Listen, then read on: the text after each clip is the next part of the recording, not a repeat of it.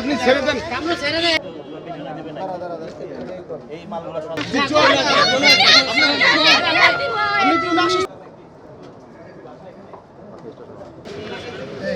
Tomato আছে এখানে দেখেন।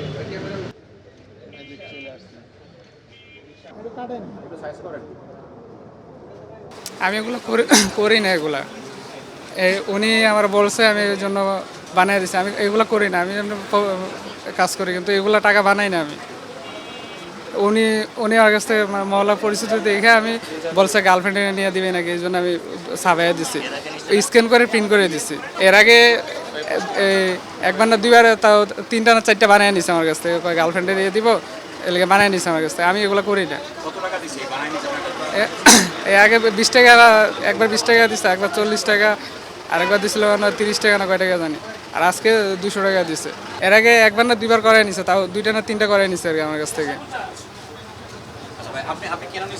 আমি সামনে ঈদ তো, তাই চিন্তা করছি যে সবাই তো বকশিস চায়, চিন্তা করছি যে বকশিস দিব, দুষ্টামি চলে। অরিজিনাল টাকা নাই তো ভাইয়া, তাই ভাবছি জাল টাকা দিয়ে দিব আর কি। কেউই নাই ভাই, আমি শুধু বানাইছি এই যে এই দোকানে এসে, শুধু আমি কালার ফটো স্ক্যান করে কালার প্রিন্ট দিয়ে দিতাম, স্ক্যান করে আপনার ওই যে কম্পিউটারে কালার প্রিন্ট দিয়ে দিতাম, পরে কেসি দিয়ে কেটে দিতাম। উনিও অনেক সময় কাইটে নিত কেসি দিয়ে। সফটওয়্যার এটা আমার বানানো না, এটা আমার ডেস্কটপে, মানে আমি আজকে করছি যেটা, ওইটা আমি ডেস্কটপে সেভ করে রাখছিলাম। না, উনি 2 ঘন্টা বসে আসছিল, এই জন্য কাস্টমার আসলে আমি ফাইল কাইটা দিছিলাম।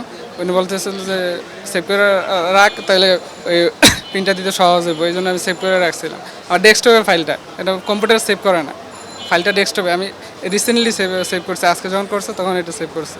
জি, ধন্যবাদ আপনাকে। আমাদের কাছে তথ্য ছিল যে এই এলাকায় জাল টাকা বেচা বিক্রি হচ্ছে।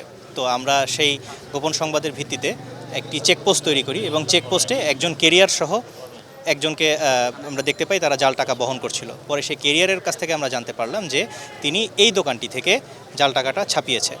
পরবর্তীতে আমরা এই দোকানে আসার পরে আমরা তার কম্পিউটারে জাল টাকা বানানোর যে ফটোশপের যে ফাইল, সেটা আমরা জব্দ করেছি এবং আমাদের কাছে তথ্য আছে, বাট এবং এটা তাকে পরবর্তীতে আরও জিজ্ঞাসাবাদের মাধ্যমে জানা যাবে যে তার পূর্বে কোনো আরও এই জাল টাকা বানানোর ইতিহাস ছিল কিনা। জি, আমরা টাকাটা এখনও রাবার ব্যান্ড করে রেখে দিয়েছি এবং তার কাছে আরও ছাপানো টাকা যেগুলো ছিল সে এখনও কাটা হয়নি, সেগুলোও আমরা কিছু রেখে দিয়েছি। আমরা এটা আপনাকে জানাতে পারবো পরবর্তীতে।